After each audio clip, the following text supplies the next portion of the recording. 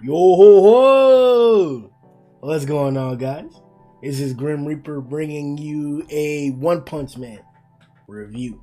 Today we're on chapter 129. Fortunately, we got the conclusion. Technically, unfortunately, because I did want to see more of it, but this was good, and it wasn't like, because I'm contrasting it to this certain fight because it's been in debate and discussion this entire, basically since it occurred. I've always brought up the Phoenix fight. That's basically the pinnacle of the fight so far in terms of the Monster Association arc. We can obviously talk about Orochi versus Saitama. We can obviously talk about Garou versus Orochi. All those things, sure, they're all included and they're probably better. But just to compare this fight to that fight, this had a good and satisfying ending to an extent. Even not technically wasn't as satisfying. Well, the child fight wasn't as satisfying, the ending, but this wasn't completely satisfying either. But I understand why we got it. I understand the future of Darkshine, and this is badass character development, and we'll get into that a little bit in this video, and then we'll also elaborate more upon those ideas and in contrast them with other ideas with other guys on the One Punch Man podcast coming up. I believe it's the day after tomorrow, hopefully. So stay tuned for that. Also, check out the link in the description for our Discord and our Patreon. If you want to talk to us guys and everybody about chapter, the reaction, or anything in general that's happening in the anime community and One Punch community, anything in general, we're here for it. But let's get into it. Bro, Garou versus Darkshine is it's an ideal of hand-to-hand fight. The aesthetics that we got for Metal Bat versus Garou was pretty badass. Him swinging his sword, the buildings and the ground cracking everywhere, Garou deflecting and dodging the angles. We saw a lot of the dynamics. We literally got to see Garou dodging everything, Metal Bat reacting to the dodges. Murata does a really good job of not skipping things, not assuming things, and having motions actually on the page. He takes his time. His fights are worthy. We got to see the entire conflict for this Darkshine versus Garou debacle. It may seem like a blur to an extent because of the barrages that Garou was throwing the entire time. The majority of the time that if you really think about it, the majority of this fight was Garou just sending barrages and just raining all over Darkshine. And this is why the question that we had for the polls about whether Darkshine's stock dropped or not should for the first time actually be more even than what maybe even than what it actually is, because I haven't checked the polls in 6 hours. We usually get to around 200 after 12 hours of the poll dropping or something like that, or around that. So I'll check it again and see if it's changed. But it was more so people were leaning towards the fact that it's okay. It's a little bit of a drop, but it's okay. He tanked so much. We were having a conversation about whether the cross fang, the dragon fist thing or whatever, that Bang and Bomb do in tandem, that Garou managed to derive on his own, if it's actually stronger than the Bang and Bomb version. We can't necessarily tell. I would technically say no, because Rover's durability seems to be still on a higher pedestal than Darkshine's. But this is where we go about elaborating on Darkshine's durability. So in this conversation right now, we could possibly give Darkshine the credit to have durability similar to Rover. The Dragon Fist was powerful. In neither example we really saw the destructive capabilities or capacity in terms of the buildings or the surroundings for it.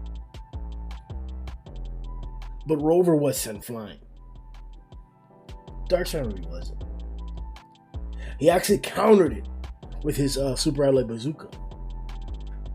So it could be brought to question that what your opinion of Darkshine versus Bang is, whether we saw that Bang is stronger than Darkshine as we saw it, or as he said it, but Darkshine didn't really take that much damage from it at all. He said he didn't take that much damage from the Bang encounter, even though it wasn't that much of a serious encounter. But this is a serious encounter.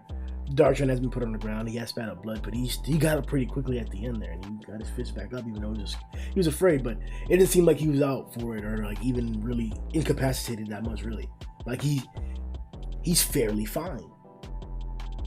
So were you talking about a guy that just blocked and or tanked the Dragon Fist? Multiple barrages from Garou, his strongest form yet. Got flipped and dropped on his neck a few times, and he's just okay. Like, this is it's kind of disingenuous to say that like Darkshine got bodied in this fight, because though Garou was the one that was applying the majority of the damage for like most of the fight,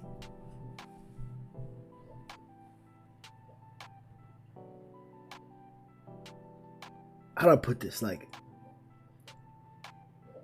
it's like they were just like for show. Like, he needed that many punches on Darkshine in order to like overwhelm him. And that's not like bad. That means that he can overwhelm Darkshine. That's what that means. But like, in overwhelming Darkshine, he never incapacitated him. So that means that like till this day, or at least as far as we know, like momentarily Garou was about to pop, you know, a Darkshine in the eye, in the ears or whatever, and like probably do something crazy to him or whatever. But like, he doesn't have blasts yet. He can't disintegrate him. You know, he can't stab through him. I don't think so yet. He can't rip him apart. He can't bite through him. Like, he can't set him on fire. Like, he's gonna keep punching him. And then seconds later, the transformation along with his broken chest started to like accumulate or like actually take effect, and he dropped down. So now he's actually transforming further. And I guess the injuries that he does have are, I guess, part of the reason as to why he's dropping down. But we'll see. We can talk about more about that on the One Punch Man podcast. I'm pretty sure there are other ideas that may be more on target, and we should contrast all the evidence possible like along the storyline, because there are other chapters that we could refer to. In particular, the chapter where Puri Puri found Garou. But with that aside, Garou could have done a little bit more, but he would have started to feel the effects of that in that same vicinity of time. And I don't think he could have like destroyed Darkshine. So like, you got like a gasping Garou and a okay Darkshine. Whether he's afraid or not, we saw with him yell and then like punch or whatever at the last moment. And after he did that eek shit or whatever, he immediately flipped as Garou flipped, and he put his hands back up. Still afraid, but they're not. He's not defenseless. These heroes are not defenseless. This is the pivotal discussion. This is the pivotal point element in the discussion, that is fear for the S-Class heroes. That's not only going to be a video this week that I'm going to try to get to, but another thing that we'll talk about on the podcast. What does the correlation of fear that's being like portrayed to all the S-Class heroes that are down here so far, aside from Tatsumaki? Maybe and maybe not. Let's see. What does that really mean? What does that like say for the story? What does that say for the S-Class? What are we really talking about? We'll elaborate upon that. But he wasn't defenseless. So I want to say officially, from our side of the One Punch Man community, that it's fair to believe that Darkshine versus Garou was a draw. Even though Garou was overwhelming him the majority of the fight, I think it's fair to say that Darkshine is okay enough for us to say that this was a clear draw. Yeah. The results were so unclear that we can't say either one for any extent.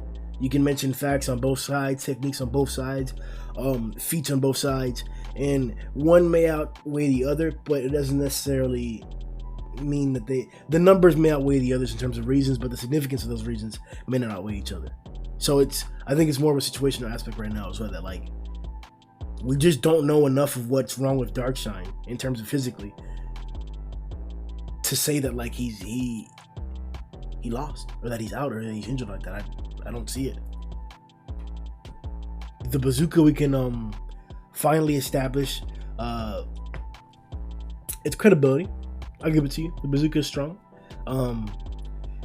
Like I said before, referring to the chapter where Puri Puri met Garou when he was chained up, we see how the dimensions of the spaces they're in have changed.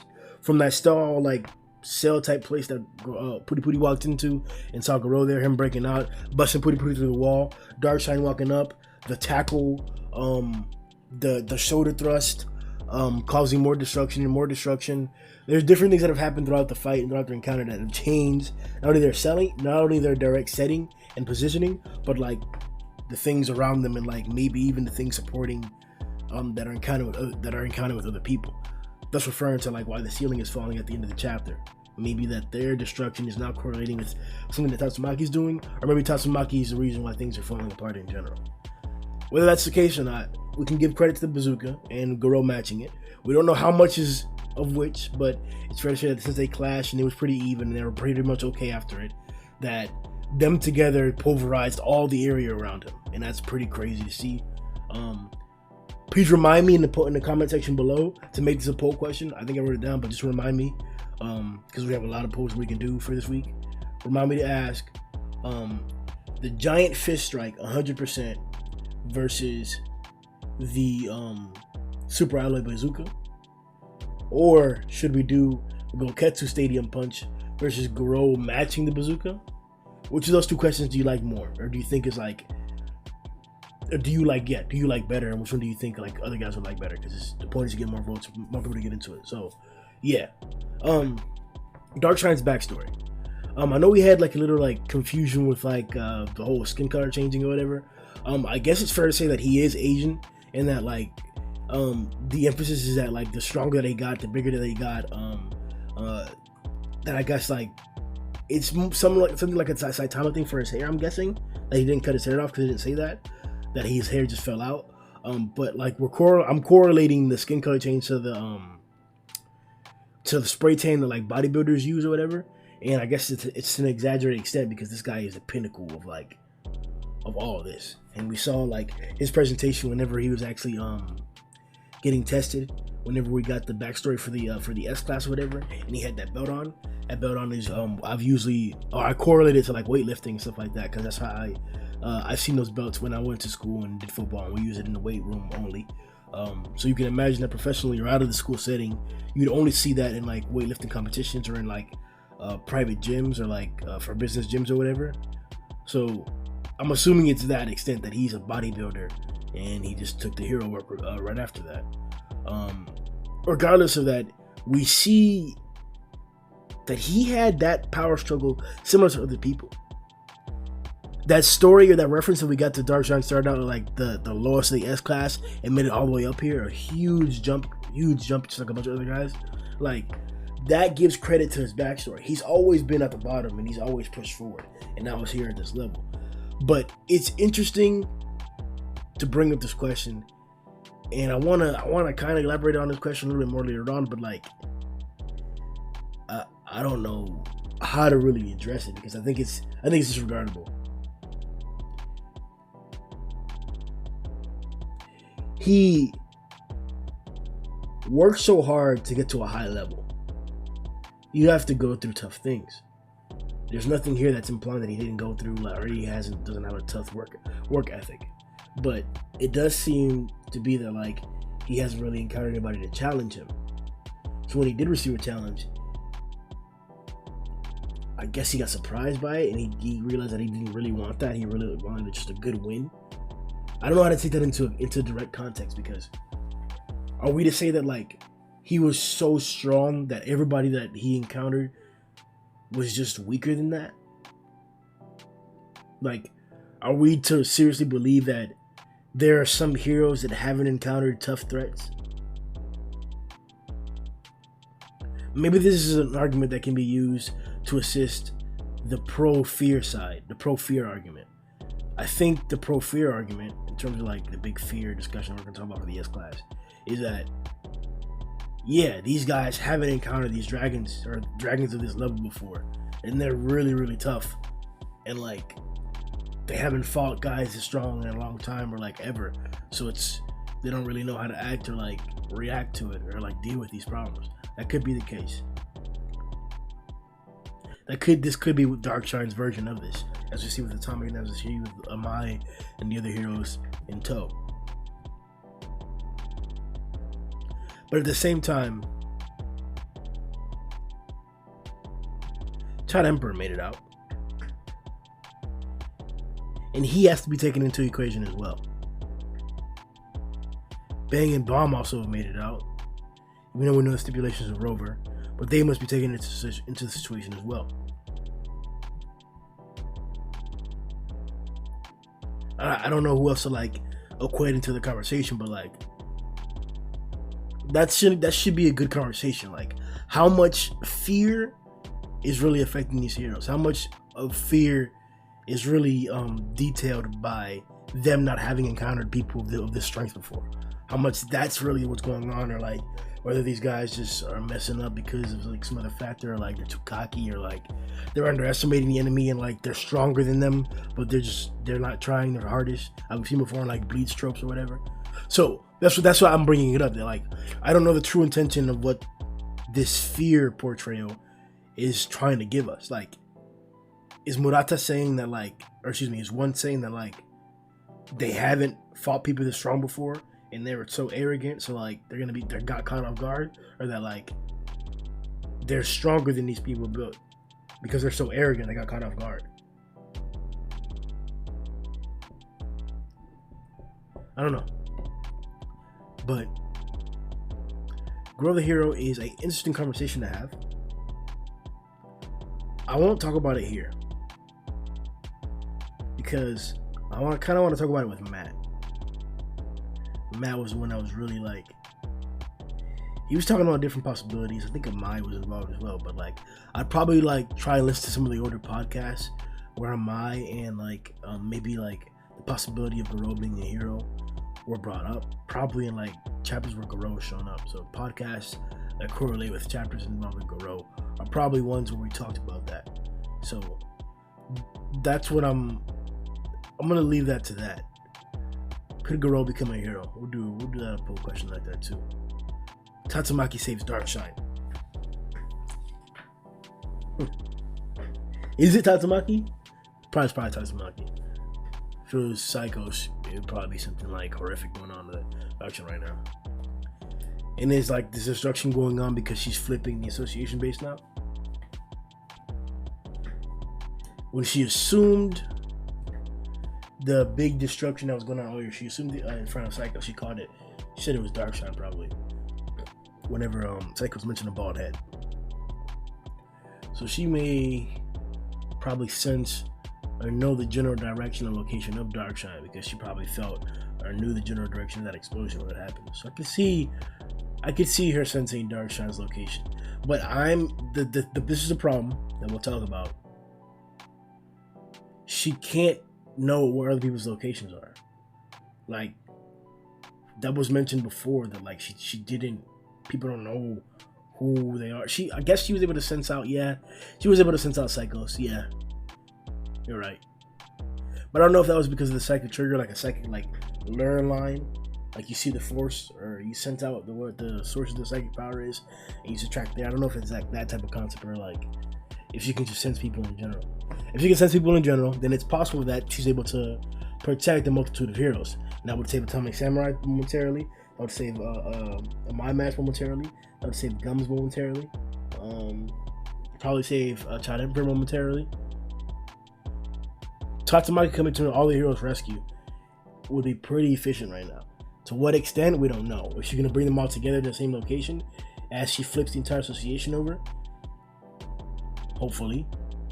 Her versus everybody, that's something we've talked about before. Would it actually turn into that? Would the monsters escape? These are things that, like, there's so many branching ideas that just pop into my head that, like, I don't know if it's, like, really appropriate to, like, start considering all that. But I think it is credible. Like, is it wrong to believe that Darkshine isn't the only person who's being encapsulated right now? In the next chapter, we'll see more heroes being protected right now. And if more heroes are being protected, isn't it, like, fair to say that, like, there's a lot of monsters that probably can't break through Tatsumaki's shield immediately? And then, like, if that were to be the case, why is, like, the base around Darkshine, like, falling apart? Like, it wasn't falling apart right after the pulverization happened, and they've been like throwing punches and doing all kinds of shit, powerful shit as well. So that's my question. Like, this shit is moving because Tatsumaki has to be moving it, or the fight between Psychos and Sairochi and Tatsumaki is getting so intense that, like, that's the cause of it. That's the collateral damage that's happening, as we saw before with other punches and stuff like that. That could be the case, and sure, that seems plausible as well. That just their fight is what's causing it. She isn't flipping the place yet. I think we'll see it when she flips it, but I don't know, bro. I don't know, bro. It's like so much shit could happen right now. Like, is it crazy to think Tatsumaki versus everybody? What if Tatsumaki got everybody in a ball? All the heroes and the S-Class heroes in the ball. She brings them all in the same location or whatever. Flips the base. And as they're coming up, all the dragons survive that shit and attack all the heroes in the same spot. And then it's all the dragons versus all the heroes and shit. And it's Orochi in the back. And then Orochi takes over Psychos. And then it's Orochi with Psychos' boosted up body fighting Tatsumaki. And then underneath them is fucking all the heroes falling down as the fucking Kades are jumping at them, and they all just let off and shit like, bro, nigga, what the fuck, bro? What the fuck, bro? And then a fucking brave giant come through with the drill in the second one. The prototype will come through and it's hot Emperor suit up, bro. What the fuck, bro? And then all of a sudden, bro, a claw come out the ground, bro, and Phoenix Man come up, bitch. And then fucking the two ninjas put that claw up, bro, and then Phoenix Man, his chest is all of a sudden shining and shit. And the other niggas start waking up, bro. And then I don't fucking nowhere, bro. Out of fucking nowhere, bro. There's a mirror at the top of this big ass cavern that reaches the top of the surface, and then another mirror, and then the light that bounces off fucking Phoenix goes all the way up and hits the post light, and then that lens hits the next one, and the next one, and the next one, and the next one, and then it hits Goketsu his body, and then Goketsu wakes up, nigga. Oh fuck, bro. Yo, nigga. Yo,